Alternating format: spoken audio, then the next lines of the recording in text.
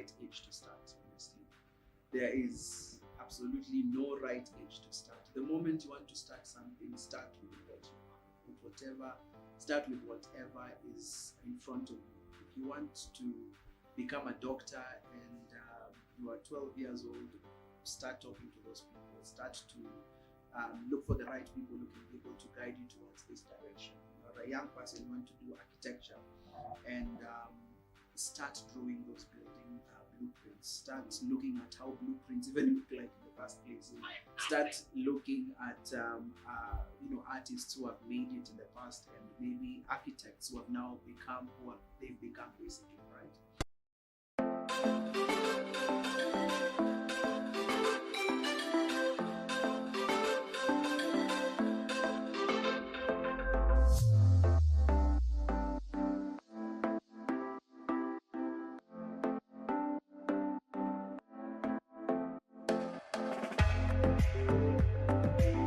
Hello everyone and welcome to another episode of Before 18. Before 18 is a show that focuses on children who do spectacular things and adults who impact the lives of children in an amazing way. Well, today I have an amazing guest and I will be your host, Manasseh Gedua. I'm going to let my guest introduce himself.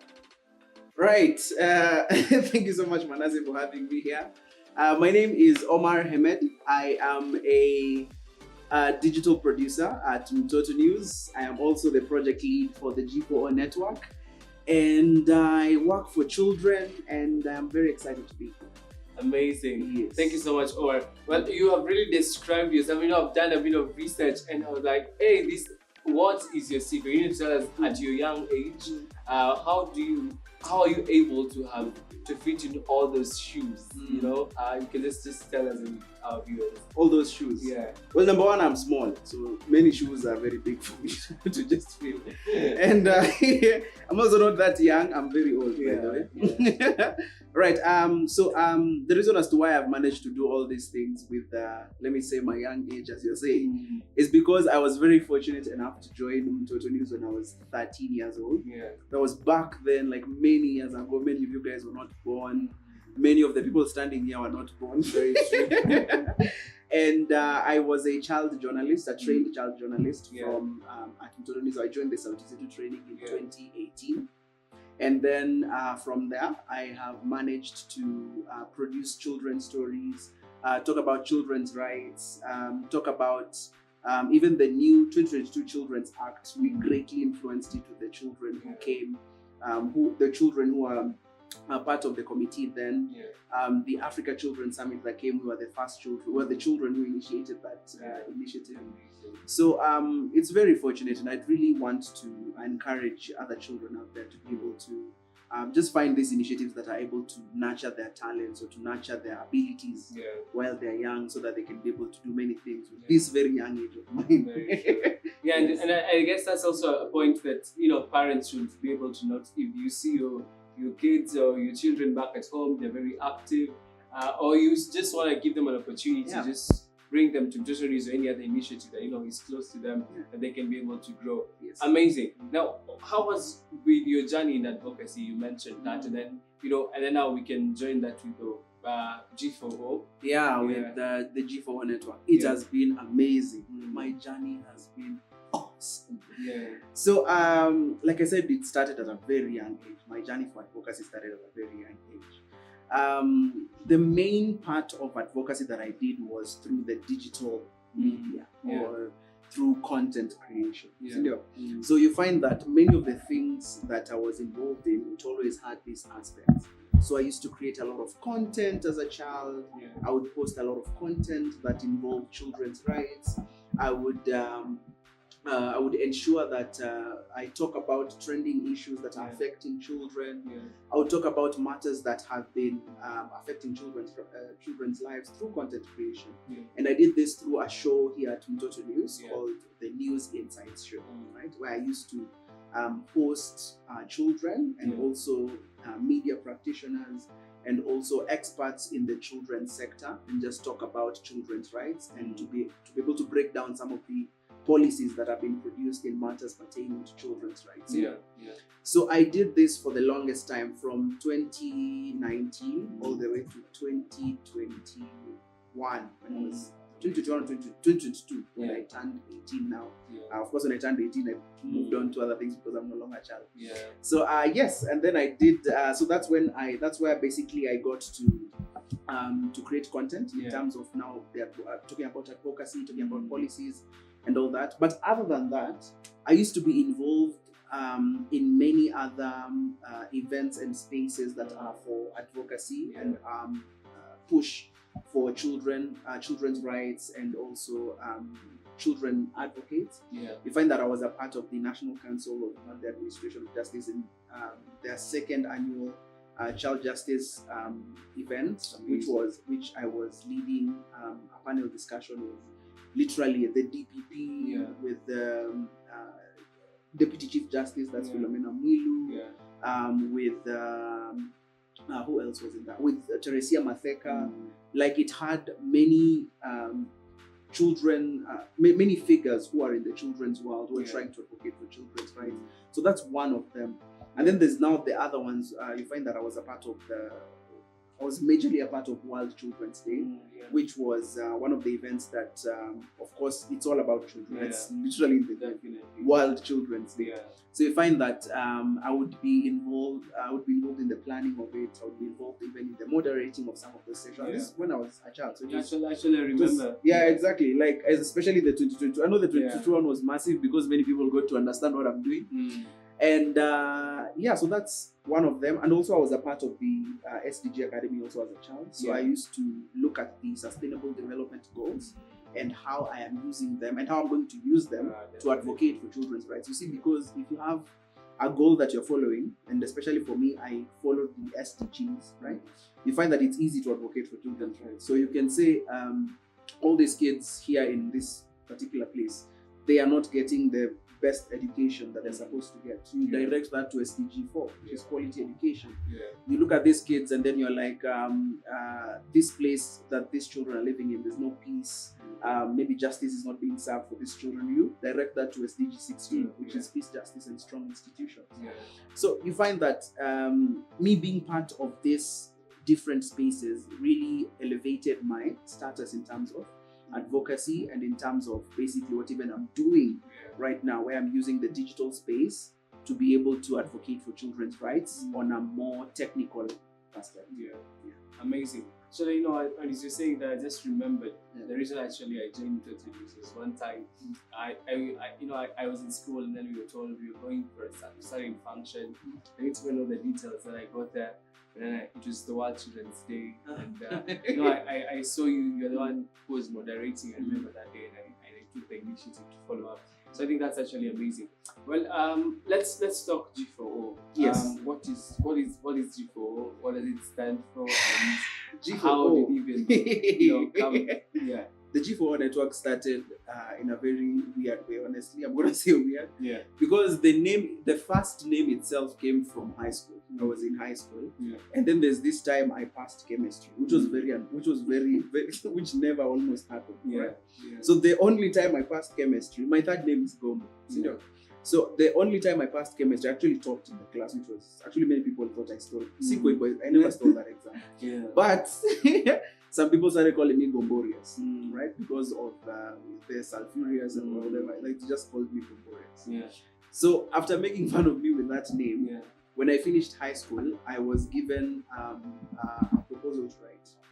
And this proposal was to connect children and youth in matters to do with the Sustainable Development Goals, which, like I said, I've been following throughout my entire life. So when I was given that, I was like, with the proposal, you had to write an organization name, something that you have basically initiated and stuff like that. So me being, people say, me being Omar, I took that Gomborius name, and then I used it as my organization's name. So it started as Gomborius, right? And then luckily we got that proposal, we got that funding, and we did the training under the name Gomborius. And then now henceforth, when I reached around 19 years, we did another training right? And this other training, I had to now look for a more professional name that I can use for a good organization that talks about youth and children, right? Yeah. And that's when I got the name. That's when I got the name G4O Network, Generation for Opportunity Network, which is to create, which is basically there to advocate for the sustainable development goals through content creation. Now it shifted from children and youth to just youth, right? So it became G4O Network for youth. So youth basically 18 all the way to 35. Right? And that's how we've been operating ever since. So basically now, if you go to even like our website and stuff like that, you'll find that it is G4O Network, right? Generation for Opportunity Network. The tagline or the mission that we're basically working with is to empower young people with the 21st century skills, right? And that's basically the direction that we're moving towards. And we've majorly done that through the SDGs and through content. Amazing. Thank you so much. What do you think is the space for content creation, especially the achievement of the SDG goals? What do you think is the space? Has it been utilized? Is it being utilized? And is there? Are we seeing? Can we project and see a few years? What will be its position? Well, for the Sustainable Development Goals, someone who doesn't get it, these are the goals created by the United Nations. By the United Nations, they were put together in 2015, if I'm not wrong, right? So that we can be able to achieve them by 2030. Right? And how many years do we have to do that? We have 5 years to reach 2030. And I will say we've not done so much in terms of content creation and the SDGs, in terms of not even the G4O Network, like general, right? I don't think we have done so much. And this is why we brought this aspect in, so that we can be able to do it. You find that right now we are living in a tech savvy society, a tech savvy community, and you find that we have young people who are dominating the online space.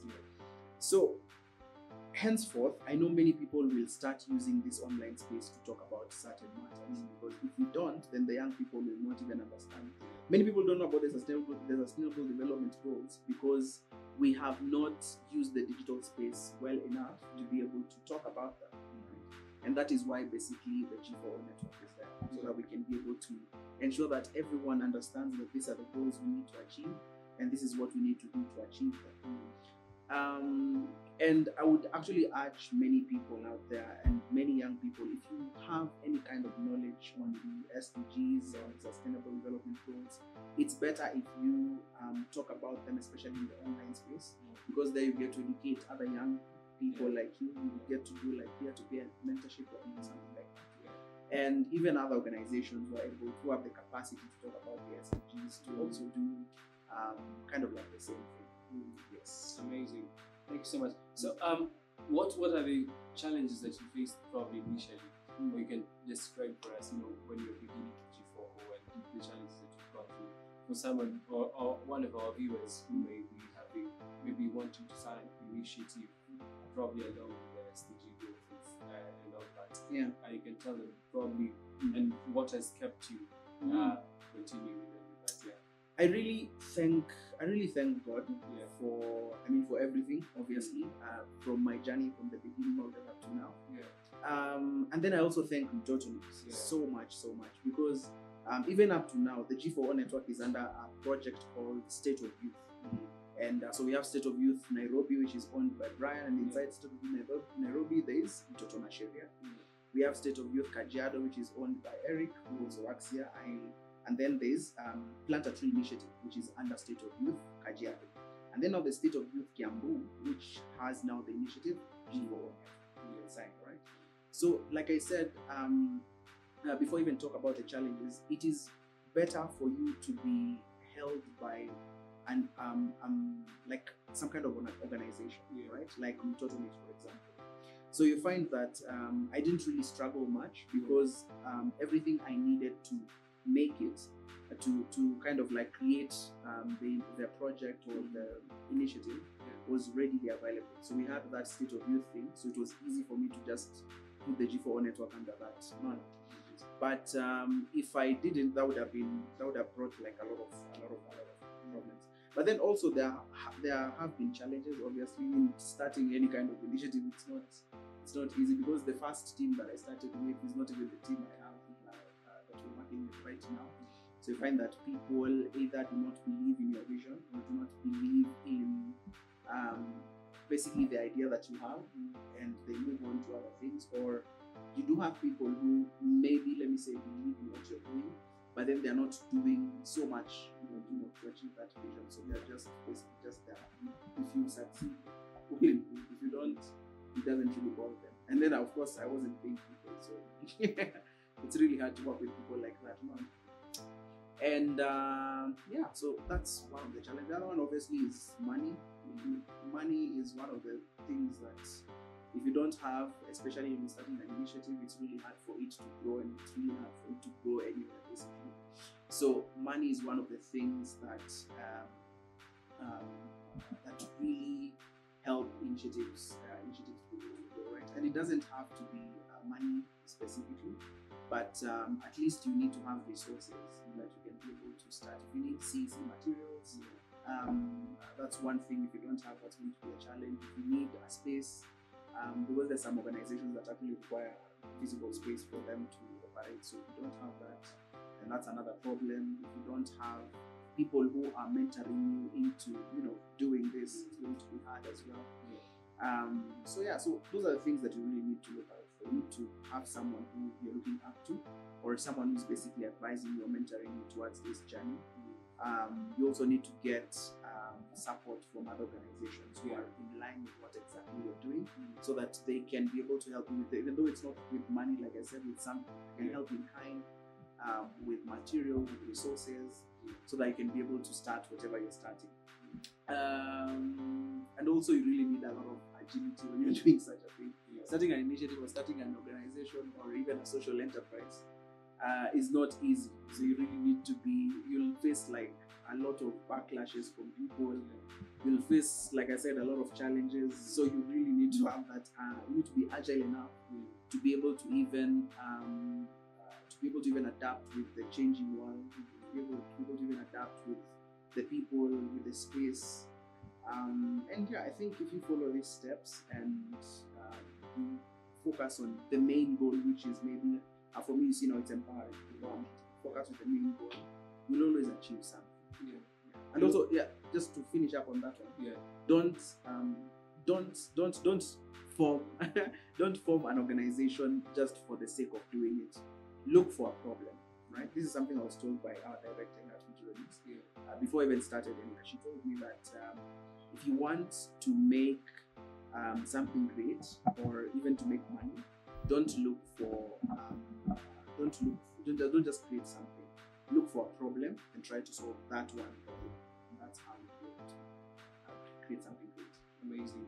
Just listening to you and the tips that you are giving, the insights, really sound like a very like a very insightful leader. Are you projecting and seeing yourself in leadership probably even in 2027 or something like that? I don't know, but you sound really like a very in 2027. Okay, maybe not in 2027, but let's see.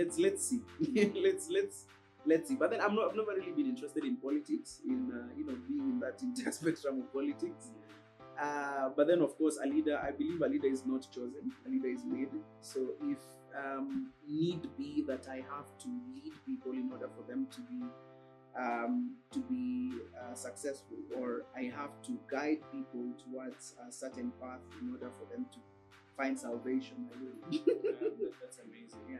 And right. So what has been your highest moments or your achievements, or one time that you looked at what you were able to do, or one event probably you attended or something like that?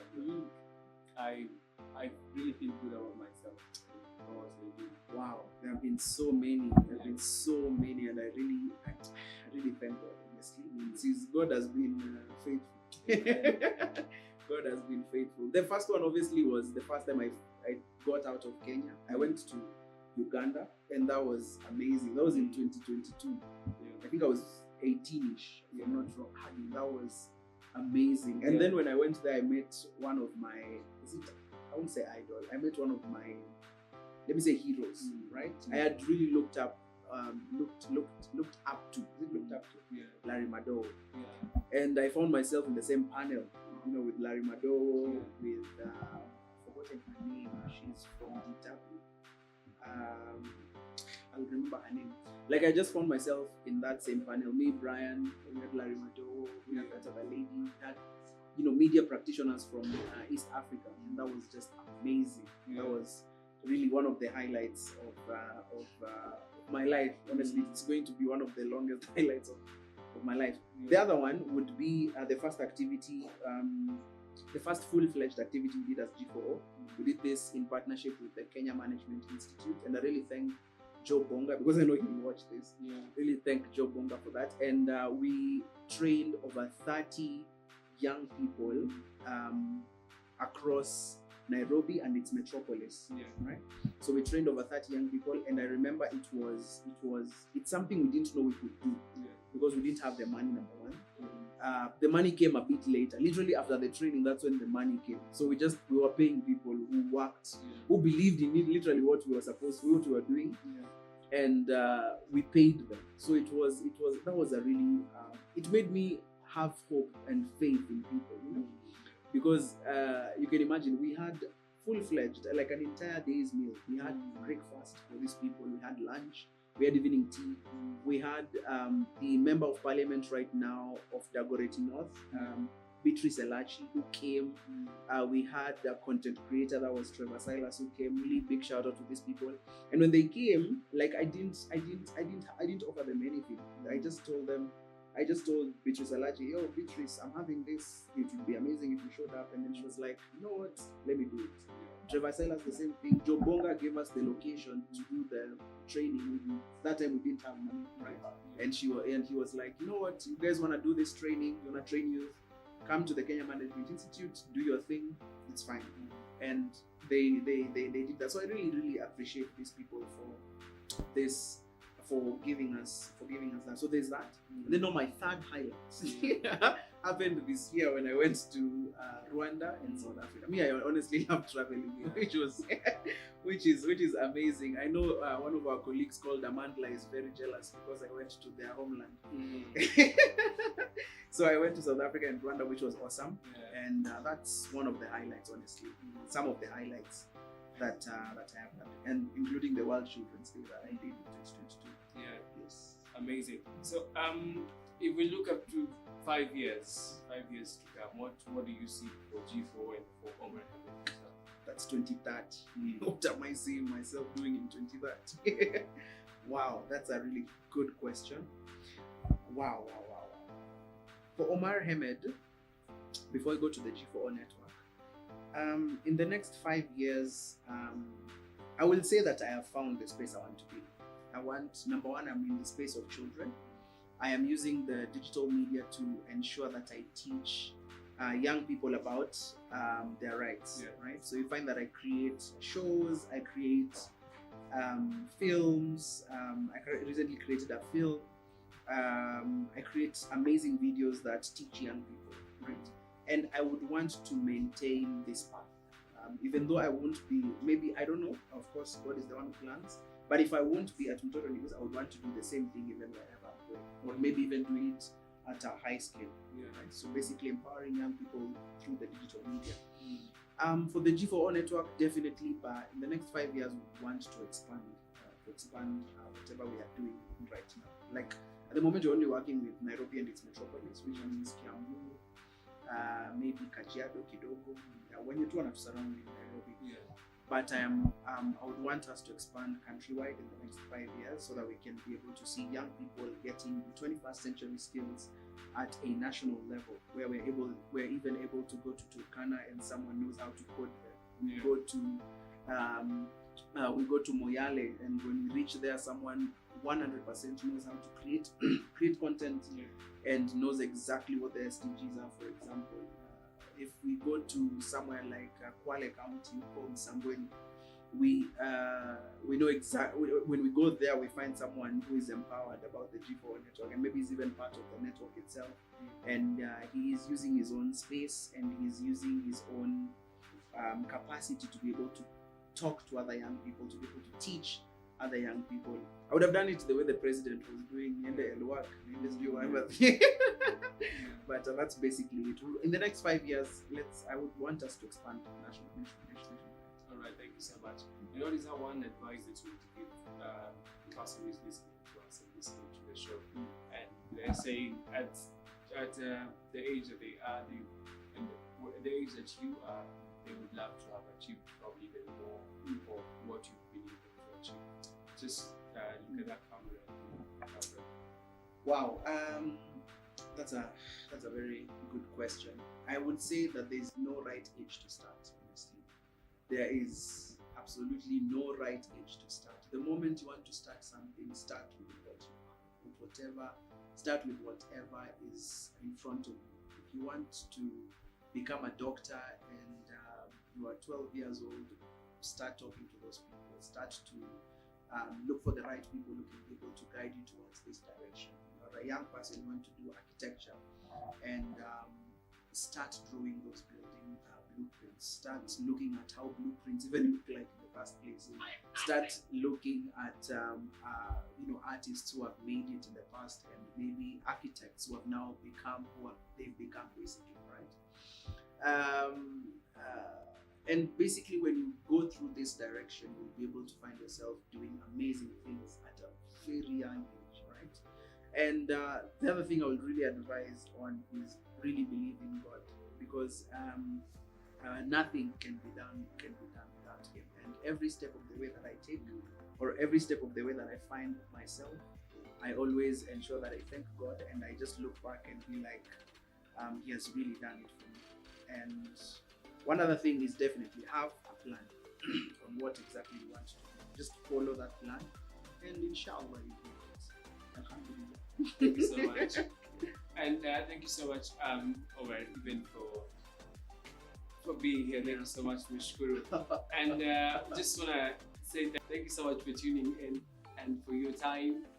Thank you so much, Omar, even for coming and for making time for us. We have had very insightful, very, very good wisdom, even from the well of wisdom himself, Omar Hamad. And he has said, there's no right age to start. You can start with whatever you have at your hand. I was your host, Manase Gidua, and this is Before 18. Until next time, bye!